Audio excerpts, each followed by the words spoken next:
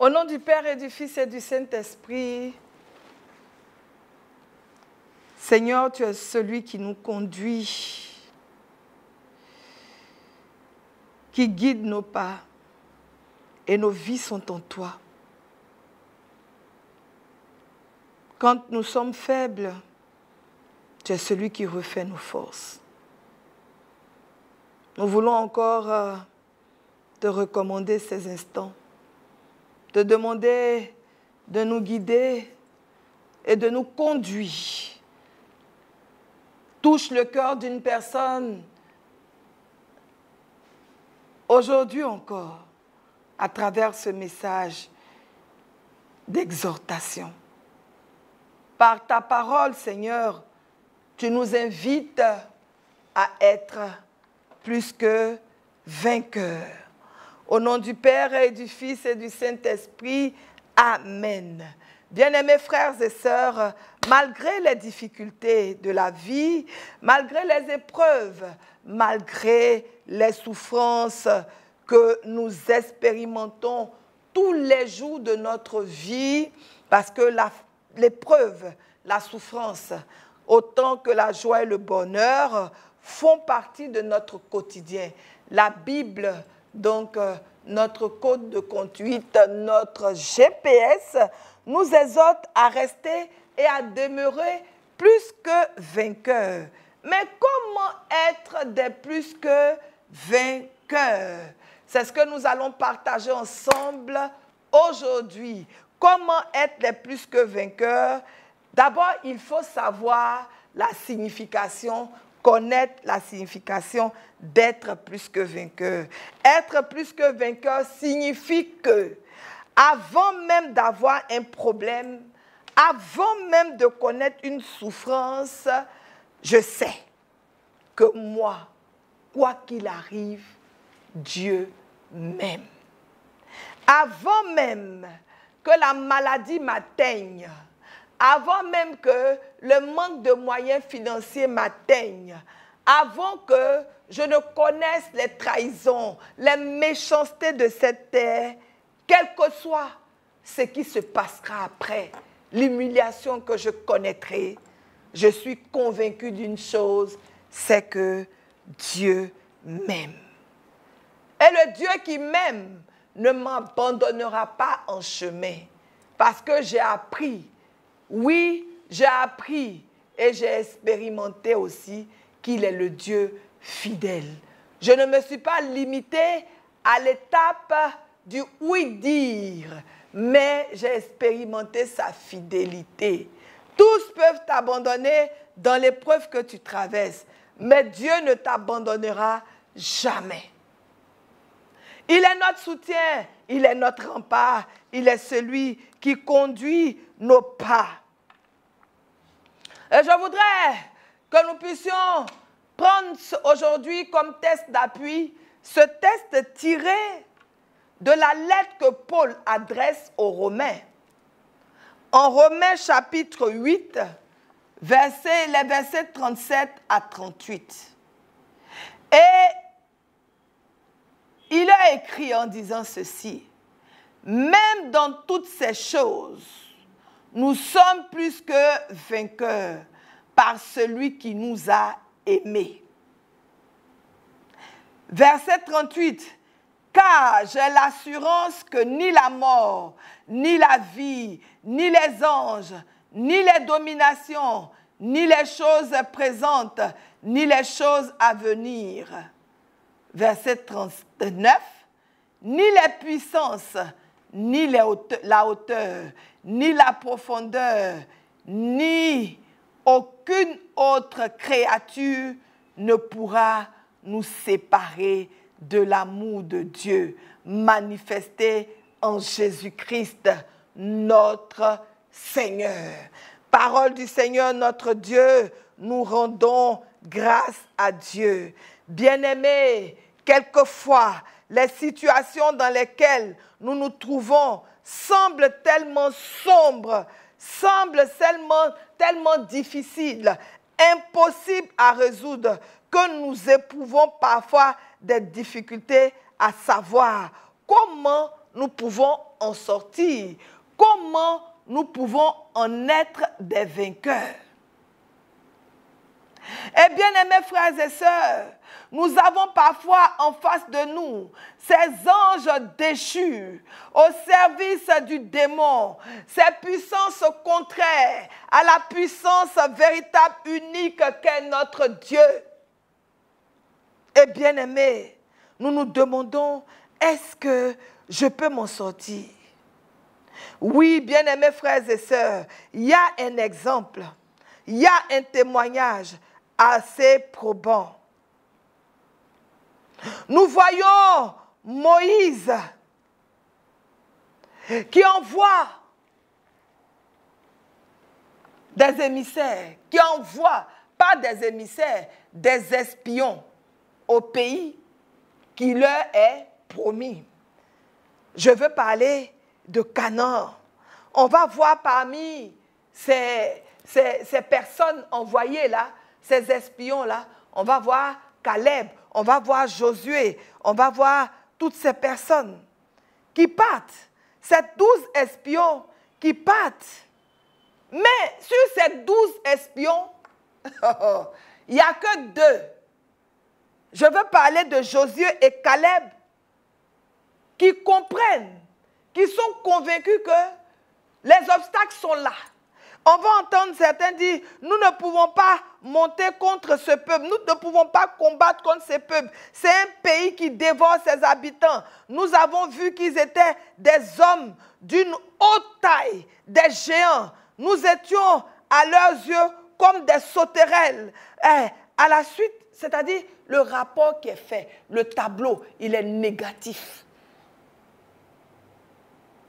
Il est négatif. C'est-à-dire ce que nos yeux voient. Si nous devons nous limiter à ce que nos yeux voient, à ce que nos yeux ont vu, à ce que nos sens ressentent et voient. Je dis, tu vois, tu entends, tu touches. Et c'est contraire à ce que tu ressens au plus profond de toi-même. Vous voyez, j'ai rencontré un jour une sœur. Elle revenait de l'hôpital. Elle a reçu ses résultats médicaux. Elle cherchait la grâce de l'enfantement. Je l'ai reçue à mon bureau.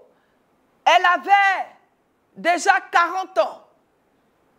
Et elle venait de rencontrer l'homme de sa vie. Celui qui allait l'épouser. Elle avait déjà un enfant. Ce monsieur avait déjà aussi un enfant. Et le monsieur lui disait, moi je ne te demande pas beaucoup. Même si on a eu un seul enfant, cela me suffit déjà. Ça avait déjà commencé à devenir une angoisse pour elle. Elle se disait, est-ce que je pourrais lui donner un enfant? Mais quand même, elle part à l'hôpital. Vous savez, j'ai pris l'habitude de dire que le Dieu que nous adorons, le Dieu que nous prions, est ce Dieu-là qui confond les sachants, les savants. Est le Dieu qui confond les sachants, les savants. Oui, les hommes peuvent penser qu'ils ont une certaine puissance, mais la puissance de l'homme est limitée. Le savoir de l'homme est limité. L'agir de l'homme est limité. Parce que l'homme, quelle que soit sa connaissance, quel que soit son savoir, quel que soit le rang social qu'il occupe, quelle que soit la puissance qu'il a, sa finalité s'appelle la mort. Mais nous avons compris, bien-aimés, avec la résurrection du Christ, oui, le Christ qui est maltraité, qui meurt à la croix, qui va au tombeau, qui est enseveli, mais qui en ressort. Oui, il fait même un tour au séjour des morts. Mais quand il fait un tour, oui, le 3e jour, il est ressuscité. Donc, il arrive à vaincre la mort. Qu'est-ce que donc il ne peut pas vaincre? Et la fille, la sœur vient, elle part voir son gynéco et le tableau était sombre. Comme ici, les espions qui rendent compte, qui dépeignent un tableau sombre, qui font un compte-rendu de mission assez négatif, un rapport assez négatif. la sœur s'assoit en face de moi et elle me dit, tu vois, vraiment, je suis découragée. Maman, je suis découragée. Vraiment, je ne comprends pas. Je suis allée voir les médecins. Les médecins m'ont dit, c'est impossible. Les médecins m'ont dit, c'est impossible. Ils me présentent mes résultats et ils me disent, vous ferez mieux, soit de passer à la fécondation assistée, à la procréation assistée. Elle dit, mais j'ai refusé. Oui, j'ai refusé parce que mon Dieu n'avait pas dit son dernier mot. Et elle dit, le médecin lui a dit, tant qu'à faire, mais votre réserve ovarienne est vide. Vous ne pouvez donc pas espérer. Il lui a cité tellement, comme on dit, des mots scientifiques qui dépassaient elle-même son entendement. Mais elle a dit ceci quand elle sortait de là. Le médecin par excellence s'appelle Jésus-Christ. Je lui ai tout simplement posé la question de savoir, est-ce que tu penses que Dieu peut faire quelque chose pour toi? Elle dit oui, je sais que notre Dieu est le Dieu de l'impossible. Bien-aimés frères et sœurs, quand elle est retournée voir son médecin, la réserve ovarienne qui était vide, après un temps de prière, après un temps de cheminement, le médecin, quand elle est retournée le voir, le médecin lui dit, ta réserve ovarienne est devenue comme une réserve ovarienne d'une jeune fille de 28 ans, je peux dire ça comme ça.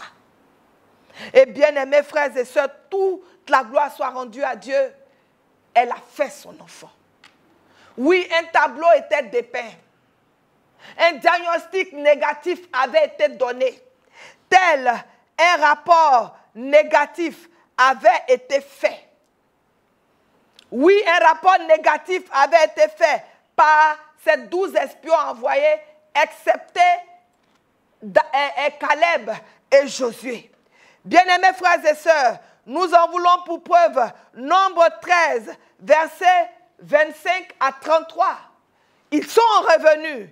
Ils furent de retour donc de leur exploration du pays. Ils sont rentrés de mission. Après 40 jours, oui, après 40 jours, ils sont rentrés de mission. À leur arrivée, ils vont rendre compte donc à Moïse et Aaron qui les ont envoyés. Ils rendent compte devant donc tout le peuple, devant les enfants d'Israël. Ils rendent compte. Mais mes bien-aimés frères et sœurs, ils avaient été impressionnés, c'est vrai.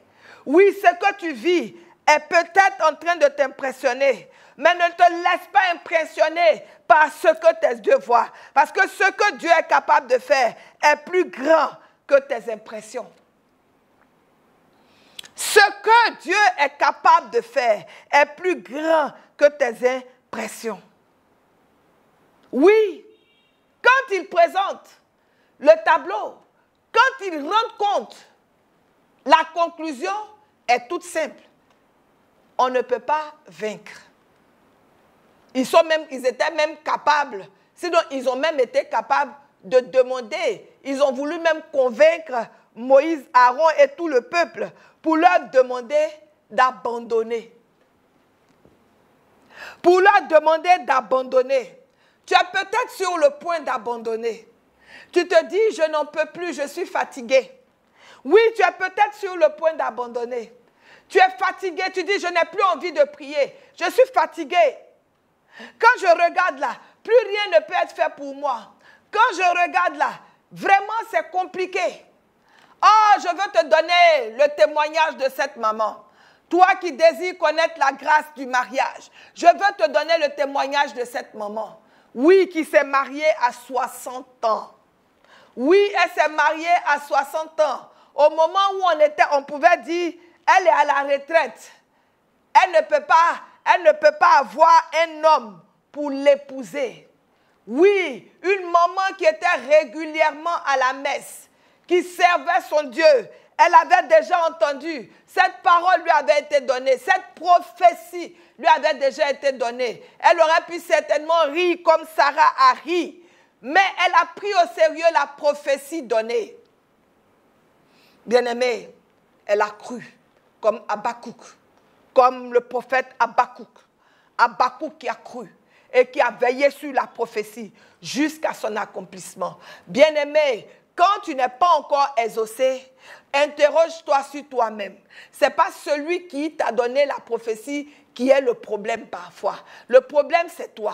Parfois, tu n'es même pas le problème, mais le temps d'exaucement n'est pas encore arrivé. Parce que quand Dieu dit, il le fait forcément. Et Dieu avait dit qu'il allait donner ce pays en possession à son peuple. Il allait donner Canaan à son peuple. Josué a retenu ce que Dieu a dit. Ce que Dieu a dit et que je suis en train de te dire aujourd'hui. Parce que Paul l'avait aussi rappelé aux Romains, c'est que tu es plus que vainqueur. Oui, tu es plus que vainqueur sur toutes les situations de ce monde. Ce qui aurait pu te maintenir en esclavage, ce qui aurait pu faire de toi un perdant, a été réglé à la croix par Jésus-Christ. Il nous a démontré son amour. Oui, Dieu, à travers son Fils Jésus-Christ, nous a démontré son amour. Jean 3,16. Car Dieu a tant aimé le monde qu'il a donné son Fils unique, afin que quiconque croit en lui ne périsse point, mais qu'il ait la vie éternelle.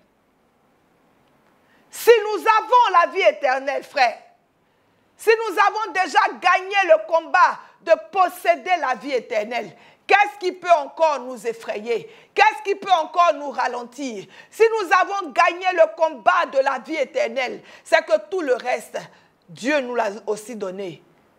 Et nous pouvons le prendre en possession. Et bien aimé, il nous faut donc marcher dans la foi. Marcher dans la foi et marcher par la foi. Pour vivre ce que les héros de la foi ont vécu. Marcher dans la foi, vivre dans la foi, c'est croire en ce que nos yeux n'ont pas encore vu, mais que nous savons être capables à réaliser par le Dieu de l'impossible, par le Dieu tout-puissant. Oui, nous croyons en ce Dieu tout-puissant, ce Dieu qui est capable de ramener à la vie ce qui était mort, ce Dieu qui est capable de créer, d'amener à l'existence ce qui n'existe pas. Le Dieu qui est capable de nous sortir donc de la maladie. Le Dieu qui est capable de nous sortir de la faiblesse. Le Dieu qui est capable de nous sortir de la sécheresse. Le Dieu qui est capable de nous sortir de la prison, de l'esclavage, quelle qu'en soit la nature.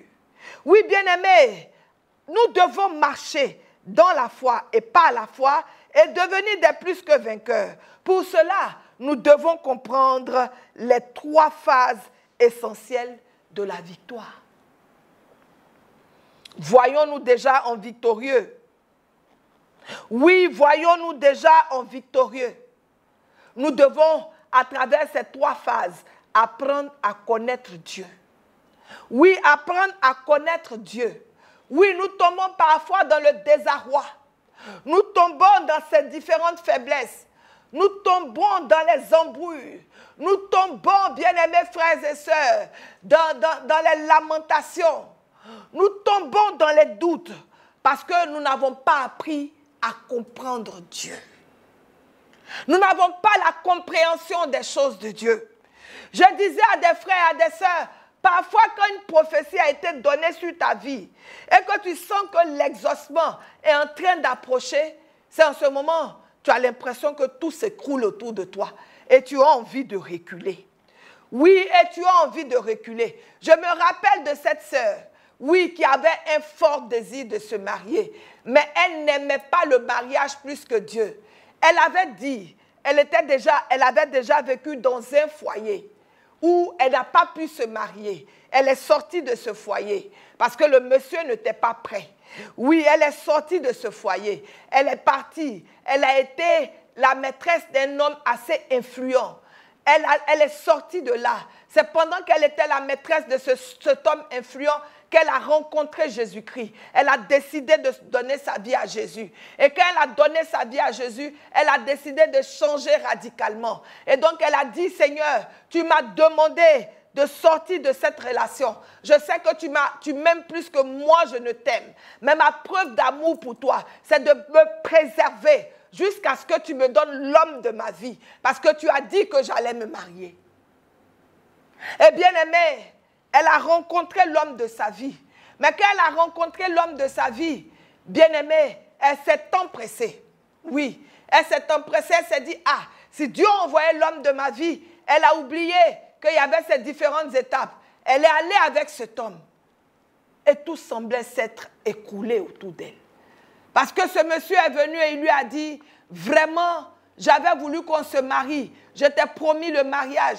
Mais je constate qu'on ne peut plus faire chemin ensemble. Bien-aimée, elle est venue me rencontrer. Ce qui a béni mon âme, elle a compris qu'elle avait quelque part trahi Dieu. Elle avait trahi son alliance avec Dieu. Elle avait trahi son alliance avec Dieu.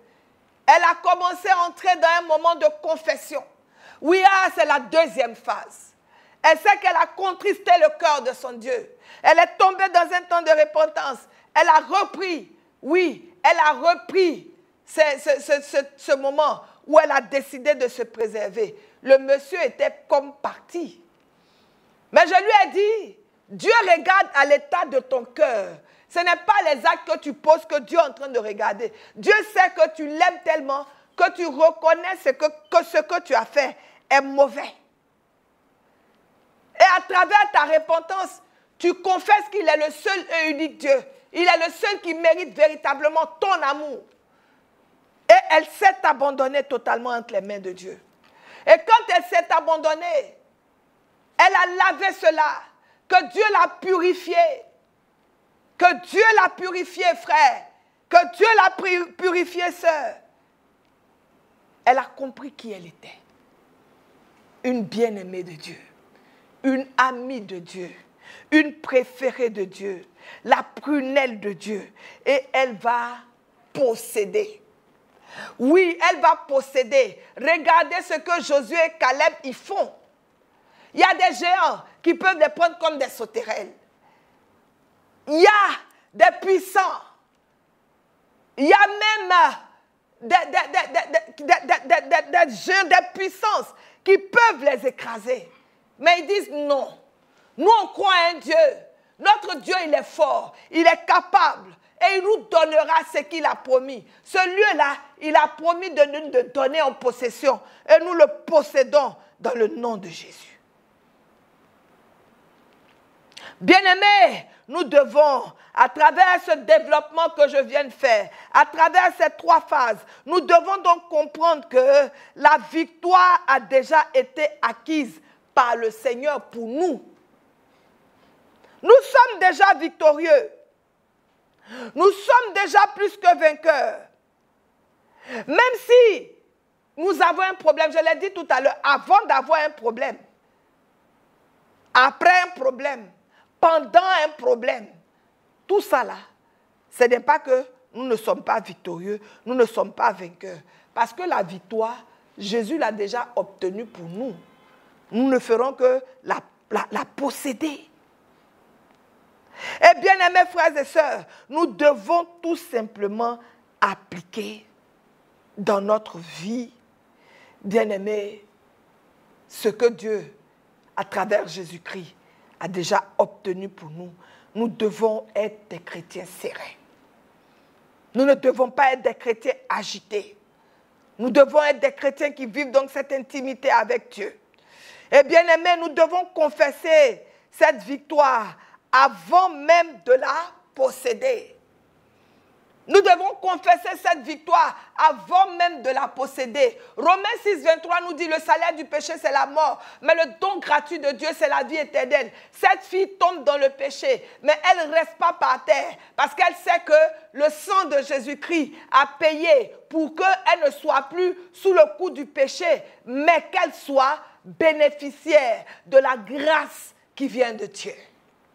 Et bien aimé, pendant qu'elle le comprend, elle comprend donc qu'il lui faut posséder cette victoire. Oui, elle possède cette victoire déjà. Et elle se dit, oui, il me faut confesser. Avant de posséder cette victoire, il faut que je confesse que je suis victorieuse. Elle reprend sa marche. Elle reprend sa marche avec le Seigneur. Elle ne s'arrête pas. Et maintenant, elle possède sa victoire. Elle prend possession de sa victoire. Et bien aimé, quand elle prie, bien aimé, quand elle prie, elle ne devient pas nostalgique pour dire, Seigneur, tu m'avais donné. Elle dit, Seigneur, je proclame. Je possède ma victoire en toi. Et bien aimé, souvent nous négligeons cette étape qui est la possession. Nous négligeons cette étape qui est la possession. Jésus a obtenu pour nous la victoire, oui. Mais est-ce qu'elle est manifestée dans notre vie? Est-ce que nous permettons à cette victoire de se manifester dans notre vie? Oui, même après avoir pris possession du pays promis, Josué a été obligé d'exhorter le peuple. Oui, on le constate en Josué 18, verset 3. Josué dit aux enfants d'Israël, « Jusqu'à quand négligerez-vous de prendre possession du pays que le Seigneur, notre Dieu, le Dieu de nos pères, nous a donné ?» Tu as écouté les enseignements, tu as écouté les exhortations sur Alpha, Oméga. Mais tu es encore dans le doute. Oui, tu es toujours en train de ressasser. Les démons de famille, les esprits de famille m'en veulent. Les esprits de famille en ont après moi. Oui, ça ne va pas. Tu continues de les ressasser. Tu fais passer les dominations. Tu fais passer les esprits de famille. Tu fais passer la sorcellerie avant Dieu. Alors que tu as un Dieu qui est puissant. Tu as un Dieu qui est grand.